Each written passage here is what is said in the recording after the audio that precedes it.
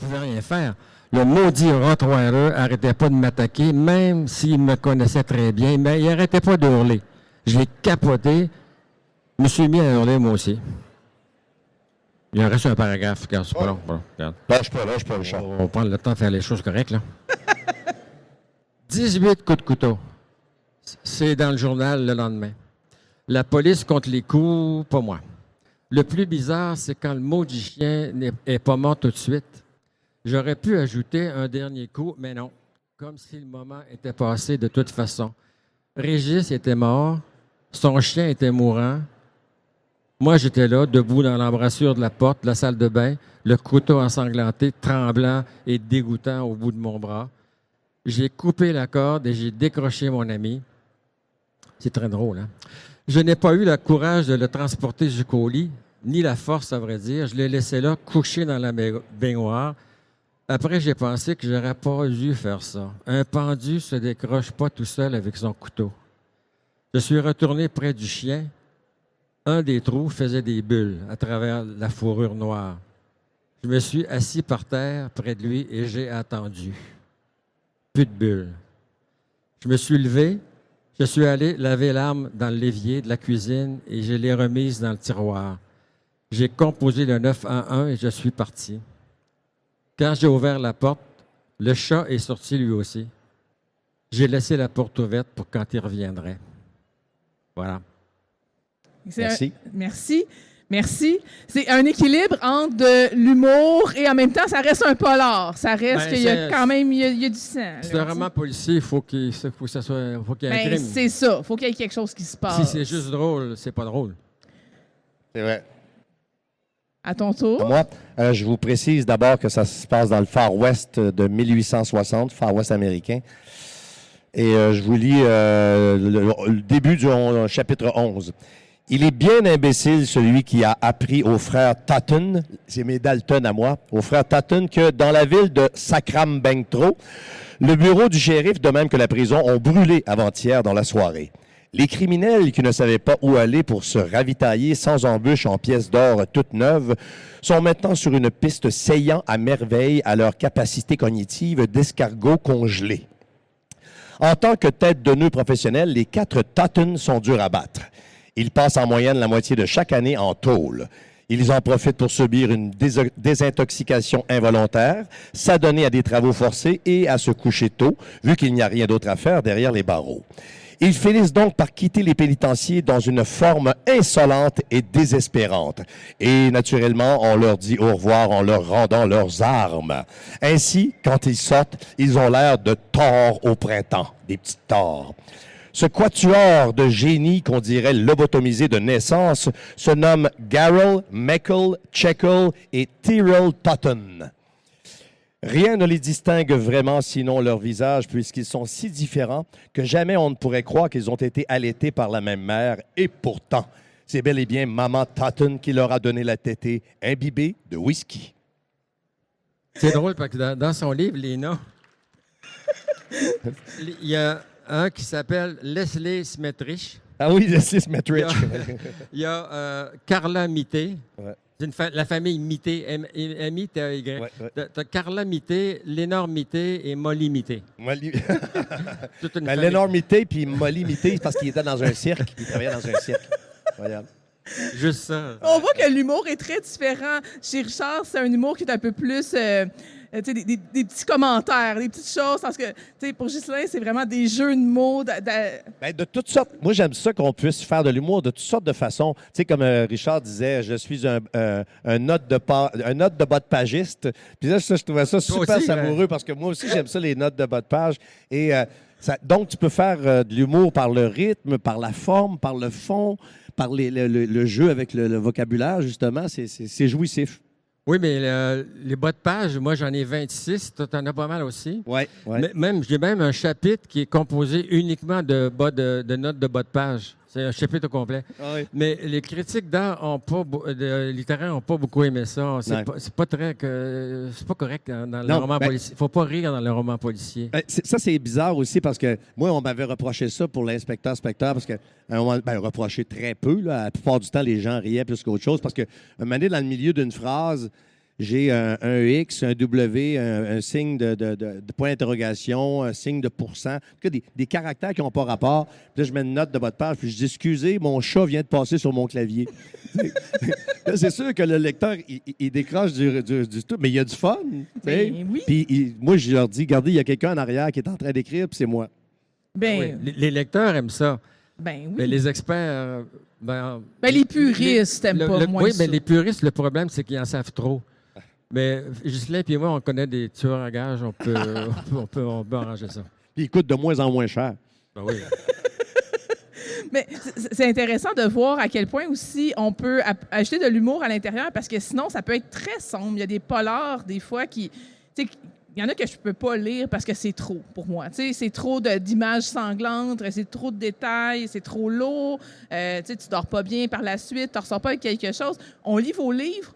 Oui, il y a des choses non recommandables là-dedans, mais en même temps, on a des moments de plaisir. On peut rire à voix haute, puis rire à voix haute seul dans notre lecture, c'est rare. Sourire, ça arrive. Rire! Rire, oui, pour vrai, oui. Ben, ce qui est bien agréable, je trouve, moi, c'est que il y a des passages, par exemple, dans mon roman, il y a des passages qui sont très noirs, très noirs. Tu sais, quand la petite Carlamité, on apprend comment elle est découverte, toute sa gang a été décimée et elle est la seule survivante. Tu sais, je me vois mal faire des gags là-dessus. Mais par après, tu peux... au moins, ton solage est solide, ton histoire est crédible. Puis on peut aborder toutes sortes de sujets, même si on fait de l'humour. Tu sais, moi, je parle d'esclavagisme, je parle de ceux qui veulent les contre-esclavagistes. Tu sais, fait que j'ai fait des recherches par rapport au Far West américain de 1860 pour me donner de la chair à mes personnages, pour donner de la crédibilité.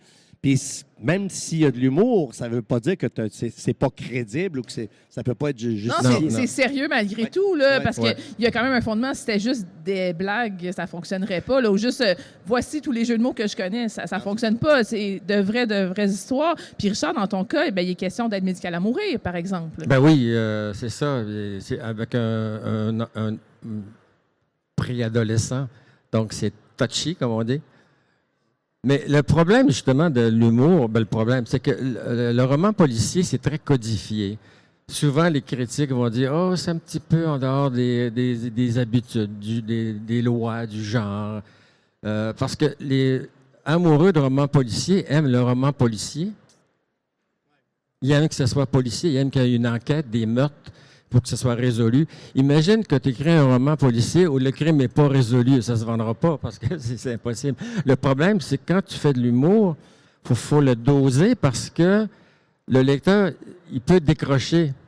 Et là, c'est pas ça qu'on veut.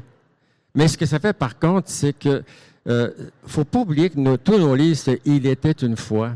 Un vrai roman policier conventionnel avec un méchant, puis un bon, puis la police est alcoolique, etc. On s'attend à ce que le lecteur soit plongé dans le truc puis qu'il ne débarque pas. Si tu mets de l'humour, puis il va débarquer un petit peu, est-ce que tu vas le perdre? C'est ça, il faut faire attention. Mais en même temps, moi, ce que j'aime dans ce que fait Ghislain, puis ce que je fais aussi, c'est que l'humour, ça permet au lecteur de dire hey, oublie pas que il était une fois, oublie pas que c'est une histoire, là, puis jouis donc de l'histoire, puis laisse-toi aller. Les lecteurs aiment ça, ils nous en parlent, hein? Oui. Ils disent on a ri. Ben, parfait. Ouais. C'est ça qu'on voulait. Puis des fois, tu peux rire jaune, par exemple, parce que on met des loupes au-dessus de travers sociaux, de travers humains. Puis on en rit. Puis quand tu parlais que ça prend quand même une certaine sériosité, je dirais que ça dépend des personnages. Tu sais, moi, je me suis amusé avec Dracula, Frankenstein, puis tout ça. Avec Dracula et Frankenstein, je peux vraiment aller loin dans Dracula, les bords ouverts. Dracula, Dracontour. Il y a même un vieux jésuite qui a été vampirisé 300 ans plus tôt qui s'appelle Dracula. Tu sais, je faisais, je peux tordre tous les clichés autour de ces personnages-là qui ont déjà un haut potentiel de risibilité. Puis je joue avec les accommodements raisonnables à Bucarest entre les vampires et les autorités de la ville. Fait que, tu sais, tu peux faire des parallèles entre des réalités, mais pousser ça à l'absurde extrême. Ouais. Là, tu sais. Ouais. Puis ça reste sérieux pareil, parce qu'il y a un fond de vérité dans ça. C'est une façon de critiquer des traits de la société. Oui.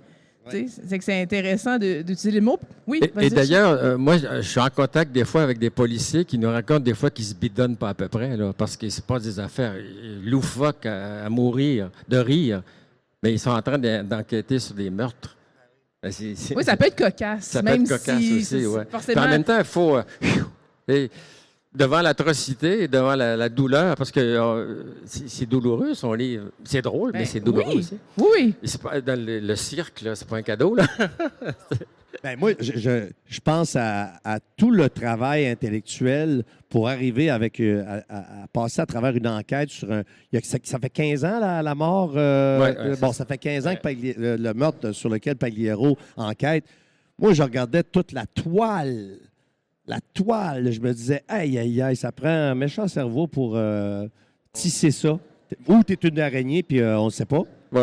Oui, probablement. Moi, je vais faire un compliment à Ghislain que j'aime beaucoup. Moi, j'aime la narration. Et des fois, on tombe dans les romans policiers où le premier paragraphe du chapitre, c'est une narration, une mise en situation. Ils vont parler de la température, je ne sais pas quoi, où le gars arrive en voiture, puis il décrit la voiture. Puis il passe directement au dialogue. C'est bien plus facile d'écrire des dialogues, à moins d'être Michel Tremblay, là, c'est une autre classe. Là. Mais les dialogues, c'est... Moi, mes correcteurs, ils me chiolent bien moins sur les dialogues parce que c'est facile. C'est du parler québécois, etc. La narration, Ghislain, c'est un maître de la narration. Oh! Il raconte des histoires. Il raconte une histoire. Puis là, tu es là, tu es comme un petit enfant, puis tu écoutes ça, tu lis, mais on les entend parler. Et ça, c'est la narration, c'est soigné. C'est pas garoché. Mais tu sais, tes conversations à la taverne, toi, je veux dire, c'est du haut calibre, c'est des érudits, là, c'est jouissif lire ça parce que on peut penser qu'un roman policier, ça va être juste une succession d'événements. Il est arrivé ça dans le dossier. C'est en fait une espèce de dossier criminel, alors que là, tu as une viande littéraire supplémentaire parce que c'est jouissif d'entendre il parle de musique, entre autres. La musique est super importante. C'est ça. Moi, j'aime la philosophie, puis je suis un ex-musicien. Alors, je fais mes livres, je fais ce que je veux.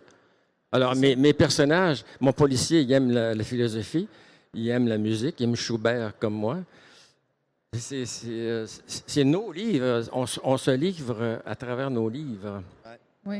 C'est bien dit, ça. C'est un jeu de mots. Je te le donne, tu peux le prendre. Moi, c'est ça. Ça va plus dans un livre de Ghislain, ça. Moi, je me livre. Oui, lui, c'est le maître du jeu de mots. Mais j'imagine aussi que ça rend parce que vous disiez tantôt, les lecteurs, les lectrices apprécient cet humour-là, j'en suis. Mais j'imagine que pour vous aussi, de l'écrire en ayant du plaisir comme ça doit être le fun. Là. Moi, je parle pour moi, là. Quand j'écris, je sais qu'il n'y a pas d'inspiration. Ça n'existe pas pour moi, l'inspiration. Si je ne m'assois pas et que je ne réfléchis pas, il ne se passe rien. Je m'assois, je commence à écrire, puis là, la machine part. Et là, je fais des connexions. Des fois, ça va tellement vite. Là. Il y a du monde qui joue au ping-pong dans ma tête. J'étais obligé de sortir mon dictaphone, un dictaphone à cassette, parce que sinon, il faut que tu débarres ton téléphone. Puis là, je fais clac, je prends une note pendant que je tape. Fait que les gags, je sais même pas comment... Quand je finis un livre, je sais même pas comment j'ai fait à chaque fois. Je sais pas comment ce gag-là est venu, pourquoi ça s'est apparu. Je viens d'en terminer un, là, jusqu'au... troisième chapitre avant la fin, je savais pas qu'est-ce qu'il allait avoir dans le chapitre suivant. Fait que je ne me comprends pas, alors n'essayez pas de me comprendre, s'il vous plaît. Ben là, c'est quand même un peu ce qu'on essaie de faire aujourd'hui. Désolé. Là. Je vais m'étendre un peu. Ghislain fait comme Krishnamurti disait, sois toi-même, que ça te plaise ou non. Arrange-toi avec tes problèmes. Le plaisir, Richard, d'écrire. Le plaisir d'écrire en ajoutant de l'humour, est-ce que ça rajoute du plaisir dans ton écriture? Ben, c'est parce que, justement, dans mon dernier, j'ai 3 personnages principaux, on peut dire, dans tous mes livres, dans mes 8 livres. Mais là, ils sont réunis les 3 ensemble. Alors, ça me permet de les faire parler. Mais moi, j'ai du fun. Puis j'ai décidé que moi, j'ai un policier véreux, criminel. mais qui est bon policier. J'ai un policier gentleman, qui est excellent policier, et j'ai un tueur à gages. Les trois vont travailler sur une enquête sans que qui fait quoi. Et ça, c'est super. Et moi, je suis persuadé que tous nos livres, qu'ils soient de policiers ou pas, c'est comme des modes d'emploi pour la vie quotidienne. Quand on est venu au monde, on n'a pas eu le mode d'emploi. Alors, les livres, ils nous présentent des possibles. Puis quand on lit ça, ça se peut, c'est arrivé. Même les crimes, ou même les choses qui sont pas criminelles. Alors, moi, j'aime mettre de l'humanité là-dedans, même si c'est criminel. Parce que, de fois, c'est de ça qu'on parle. On parle de nous-mêmes. On parle... Victor Hugo, c'est pas un deux de pique. Il disait, quand je dis « je », c'est aussi de vous que je parle. Moi, je crois ça. Moi, j'essaie de le faire. Puis des fois, ça prend un peu d'humour, un peu de sauce pour faire passer le truc. Il y a des auteurs qui s'en servent pas, mais c'est correct. Moi, je trouve ça trippant de raconter des histoires. Juste raconter des histoires, je trouve ça vraiment trippant. Puis, c'est pas des affaires... Ça me tente pas de raconter mon quotidien. Je le vis, mon quotidien. Puis ça me tente pas de raconter mes drames. J'ai vécu mes drames. J'aime bien mieux... Je me fais tripper en même temps. Puis, je me relis, puis je dis, je serais content d'avoir acheté ça puis avoir payé pour ça, parce que je me divertis, puis j'oublie vite, moi. Fait que je laisse décanter mon premier jet, mettons 2 semaines, puis là, je me relis, puis je dis, c'est pas pire, les gars. Pour moi, il a écrit ça à jeun. C'est pas mal bon. Mais as-tu des pages dont tu es vraiment fier? Oui. Puis comme je disais, vu que j'oublie, des fois, je relis ça, puis je me dis, hey, j'ai bien fait de me creuser la tête. Puis c'est difficile d'être original. Parce que je pense à ces 3 personnages qui n'ont pas nécessairement rapport, mais qui mènent l'enquête sans le savoir, en s'aidant les uns les autres. C'est plus difficile de faire quelque chose qui ressemble à rien, mais tu es pas mal plus fier de toi après, par exemple, parce que tu te dis, là, j'ai l'impression que parmi tout le monde qui font ça comme ça, moi, ma main, elle a une couleur différente, tu sais. La difficulté, dans mon cas, avec les 3 personnages, c'est qu'il y a un voyou, un gentleman puis un tueur. Ils vont pas parler pareil. Ils ont des niveaux de langage différents. Ils pensent pas pareil non plus. Alors, j'ai décidé que mon tueur à gages, ça serait lui qui raconterait. Il faut un narrateur. Oui, ça prend un narrateur. Mon tueur raconte ses méfaits à lui, avec de l'humour. Mais quand il parle de l'enquête, là, il n'y a pas d'humour. Puis les bas de page, ça, c'est moi. Ça, c'est Richard qui parle. Fait qu'on est 4 là-dedans. Là. Ça, mon éditeur me dit, hey, tu t'embarques. Fais-moi confiance. Puis j'ai réussi. Je suis fier de ça. Sauf que les experts n'ont pas aimé ça. Non, mais tu sais, ça veut dire que le gars, il a un problème de détriplement de personnalité. Fait qu'il va payer 3 fois plus d'impôts cette année. Oh, mais c'est correct. D'ailleurs, comment la première personne qui lit vos livres ou les premières personnes qui lisent reçoivent les différentes blagues? Est-ce que des fois, il y en a qui passent juste pas, puis c'est fait comme, ça, c'est pas nécessaire? Ça arrive. Mais moi, dans un de mes livres, j'avais fait des très belles pages. J'étais fier, tu sais. Ma blonde Alissa a dit, c'est intéressant, mais c'est plate. Puis tu débarques ton lecteur de l'histoire en haut, mais j'ai tout enlevé. Moi, c'est ma blonde. Même chose pour les blagues. Hein? Moi, c'est ma blonde, ma première lectrice, puis elle est très, très, très pertinente. Puis elle va plus me faire je pense à un exemple très concret là, de celui que je vais sortir en septembre, là, que je viens de finir le travail éditorial. Un moment donné, je dis, elle regarde Tony qui geint, qui se plaint comme une fillette. Elle dit comme une fillette, elle dit, c'est plus un enfant. Aujourd'hui, c'est pas obligé d'être une fille. Puis effectivement, il y a des petits gars qui sont bien plus broyards que des petites filles. Là. Fait que là, je dis, oui, c'est vrai. Je ne m'étais pas auto-conscientisé à ça. Donc, j'ai corrigé et il m'a pardonné. Moi, j'ai noté... T'as 20 secondes à peu près. La dernière phrase de Ghislain que j'ai notée, parce que je l'ai aimée. Elle va se mettre riche, elle va insister pour qu'il se marie devant l'Église. Ils auraient dû le faire derrière. Ça vaut 1000 piastres. C'est un beau mot de la fin. Hey, merci beaucoup à vous deux. Merci ça passait tellement vite. Donc, Richard Sainte-Marie en dédicace quelques minutes au kiosque 219, le kiosque d'Alire pour le pack d'Emerly. Et Ghislain Tachereau pour le 6 coups de l'amour. Semble-t-il que les dédicaces seraient terminées, mais peut-être que tu vas en faire un petit peu. Je suis encore vivant. Je suis encore vivant. Parfait. Fait que je suis juste là au 427. Parfait. Donc, Il fait de l'overtime. kiosque 427. Donc, pour les éditions de l'individu. Merci beaucoup à vous deux. Merci à toi, Merci à Julie. toi. On peut les applaudir. Et restez des nôtres parce que dans quelques instants, Mélissa Véro s'entraînera avec Jean-Frédéric Légaré-Tremblay et Patrice Lessard pour la dernière discussion croisée de ce Salon du Livre 2026. Merci.